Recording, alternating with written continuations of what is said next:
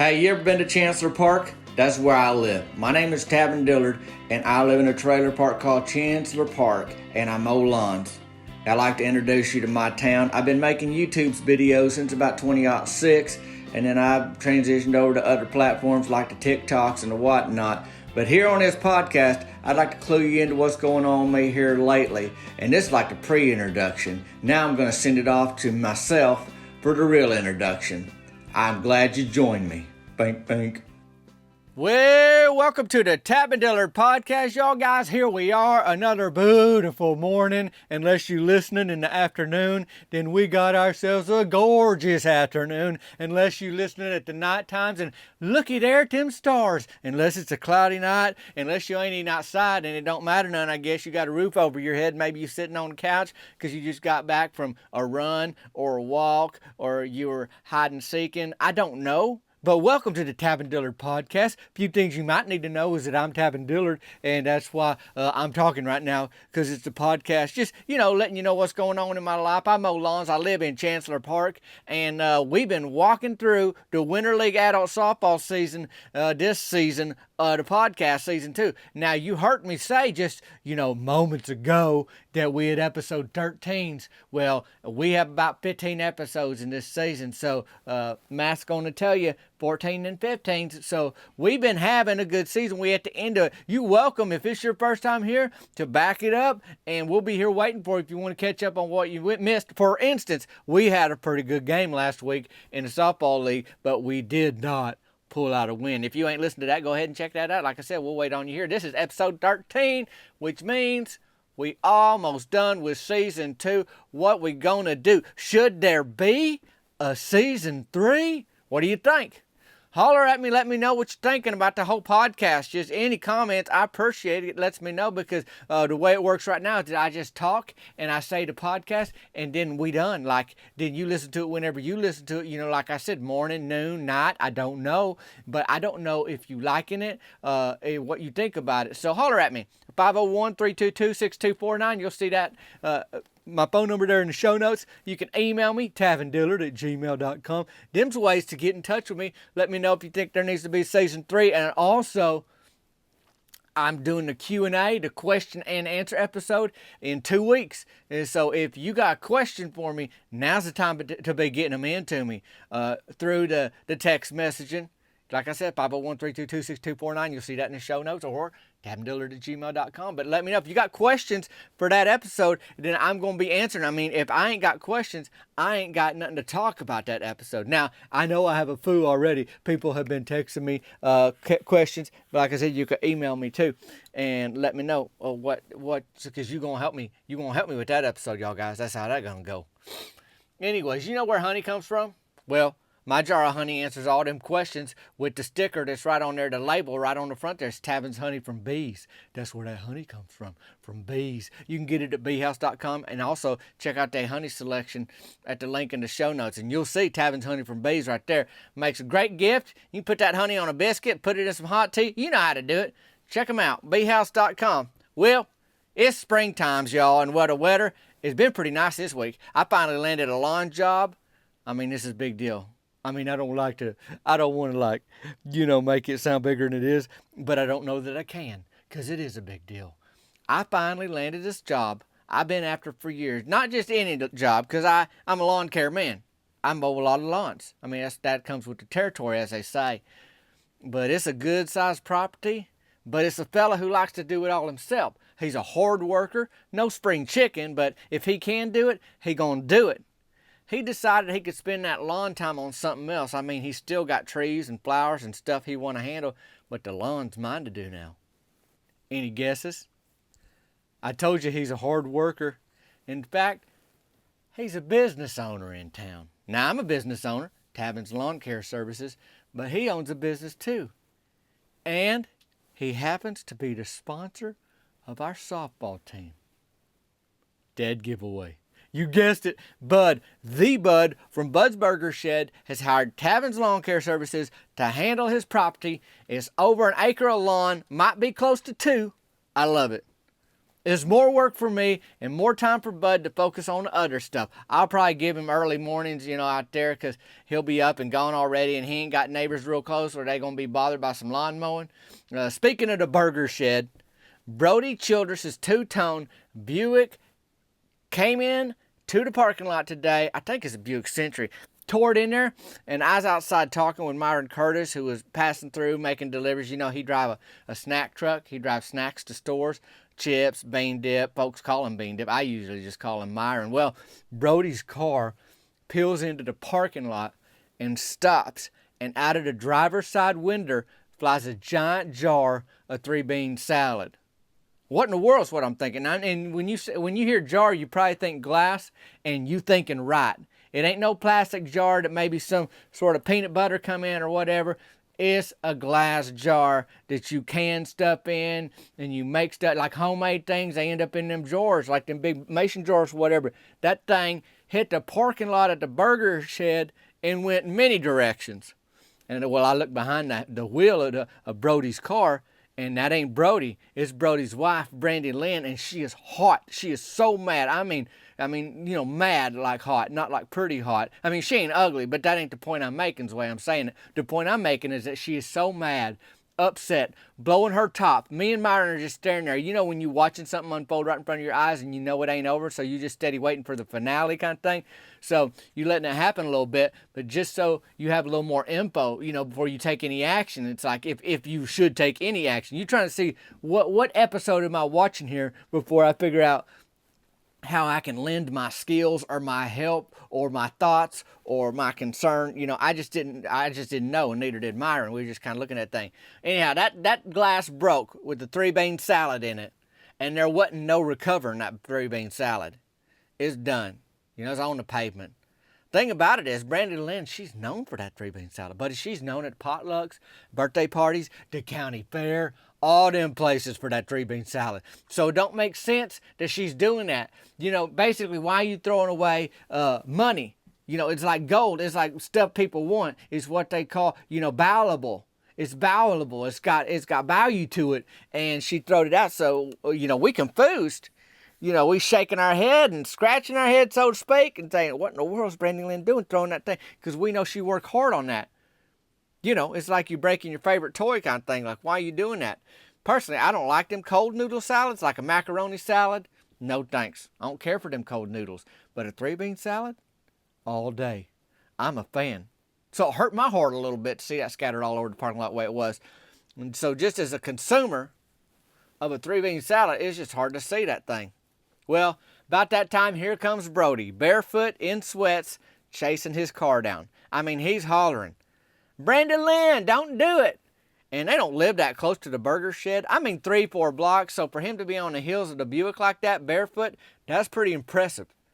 And he run up there. The beans are scattered. Brandy Lynn's put the Buick in reverse. So I know full well that she ain't listening to Brody. And she's liable to run him over because he's behind the car now. And I hollered at her, Brandy Lynn, like that way. Maybe she just needed to hear somebody other than Brody's voice, like she obviously upset and she ain't trying to listen to him. But her head kind of snapped over to me when I hollered and I said, put it in park. And she kind of stared at me and Myron chimes in, put it in park, Brandy Lynn. Then I just hollered, now, kind of thing. Because, it seemed like it could go worse to worster, real quick. And she kind of heard me and she put that car in park and she turned it off. And she threw them keys over by the shattered 3-bean salad, and she put her head on the steering wheel, started crying. Well, now this thing just took another turn. If I didn't know what to do 3 minutes ago, I surely am having a hard time figuring out what to do right now when a gal starts crying. Do you go pat her little head, or do you say, it's okay? That's where I was. So she don't usually drive that Buick. You may remember that they also have a Suzuki Sidekick. When Brody was on our team last season, he was late to a game because they lost one of their toddler's shoes out a hole in the floorboard and had to turn back and find it. I think they was coming back from the outlet malls. So they lost it on a big street, like a 2-lane outside of town when they was coming back in. And when Brody had to patch that hole another time because he didn't have time to do it that night, but they needed to learn that lesson, fix that so that they don't lose more shoes. That Sidekick was always making him late, it seemed like. That and like 1,000 other excuses, but that's Brody for you. So we all know at this point is all we know is she's mad. Now, I'm figuring Brody had something to do with it only because he's chasing her down, but maybe it's something else. I ain't no Sherlock Holmes. I ain't sure what's going on yet. But somebody got to clean up that beans and glass from the parking lot. And I assume somebody is with their kiddos because them kiddos ain't in the Buick. It's just Brandy Lynn and then Barefoot Brody out behind that car. I look over at Brody. He's doubled over in his sweats and his bare feet, and you can tell he left in a hurry. He had on a tank top, but that don't mean he's ready for the day kind of thing. I think he's still in his kind of like around the house clothes. It's like, what's going on, Brody? He shook his head. He goes, she thinks I forgot her birthday. And I said, well, why does she think that? Did you forget it? Kind of thing. He goes, yeah, I did. It was yesterday. And Brandy Lynn steps out of that car. And she said, I gave him all day yesterday. I didn't say nothing. Even when my mama dropped off balloons and a cake, I didn't make a big deal. But Brody didn't say nothing. And he just say, I've been busy, like that away. So now she stepped out. Imagine, if you will, she got Buick in park. He's doubled over in the sweatpants and bare feet. And she's hollering from the driver's side door standing there. There's 3-bean salad in the distance shattered with the glass. And me and mine are standing there just kind of ping-ponging watching this thing unfold. And, he just told her he's busy, which, I don't know a lot about how to stop an argument, but I know that ain't the way to do it. And I'm thinking, Brody, this ain't something you defend, buddy. You don't defend for getting this. And Brandy hollered at him. She goes, you didn't even ask why we was having birthday cake after supper. And he said, I just thought it was a fun dessert. We do that sometimes. I'm thinking, Brody, have you learned nothing from this 4-block barefoot sprint? He's still talking. Myron's kind of waddled into the parking lot with me and says, why'd you throw the salad? Was it spoiled or something? And Brody's like, 'cause she knows I love it. That's why. And he's hollering. She goes, well, we all love it, truth be told. And I just said that out loud. Actually, it was me. I was just like, oh, yeah, I love that salad too. Because I was in the moment and I seen it just laying there. And I know nobody's going to get to eat that now. And it's good. She don't win awards for nothing. Myron chimed in right away, too. He goes, you hurt everybody when you toss that 3-bean salad, Brandy Lynn. And he probably could have kept that to himself. But anyway, she's crying anyhow. I just look over at Brody and I say, what's your plan, buddy? And about that time, Bud exits the burger shed. My new client, as they say, with a broom and a dustpan. And he just kind of hand that thing to Brody and just walk back inside without saying a word. That's how Bud go, because he's like, this guy's going to handle it. But he didn't say that. He just handed him the broom and the little pan, kind of thing. Brody heads over to the mess. He starts cleaning it up and picks up his car keys. I reckon I'll take you out tonight, Brandy Lynn. You picked a place. I can ask Granny to watch the kiddos. So it seemed like he was at least moving in the right direction with that. Now, his granny is Mabel Childers. That's Brody's granny. You may remember her. She's quite a piece of work. She's in Meemaw's water aerobics class, and she brought Easy Cheese to the pool last summer. That's a story for another time. I don't even want to think about that right now. Anyhow, Brandy Lynn, she's still tore up. She's sad. Brody really blowed it. Now, Bud walks out with some tissue, and he hands that to Brandy Lynn. Then he turns around, heads back in the burger shed, doesn't say a word. He's like being helpful and also trying to clear the drama out of his parking lot, moving things along, kind of thinking probably in his head like, okay, wipe them tears, get the keys back in that Buick, crank that motor, reverse that thing out of here, get that glass and 3-bean juice out the parking lot, and y'all skedoodle. That's probably, I'm just kind of reading Bud's mind. I'm just thinking how he'd be thinking if I was the owner of a place where this thing just unfolded. But that's how that go. Brody, he walk over to the driver's side window holding that broom and says, Brandy Lynn, I'm sorry. Let me get this cleaned up. We'll get some donuts. I'll take you to Uptown Gal for them jean breeches you wanted. Uptown Gal, that's the women's clothing store in town that Mort Dwight's wife owns.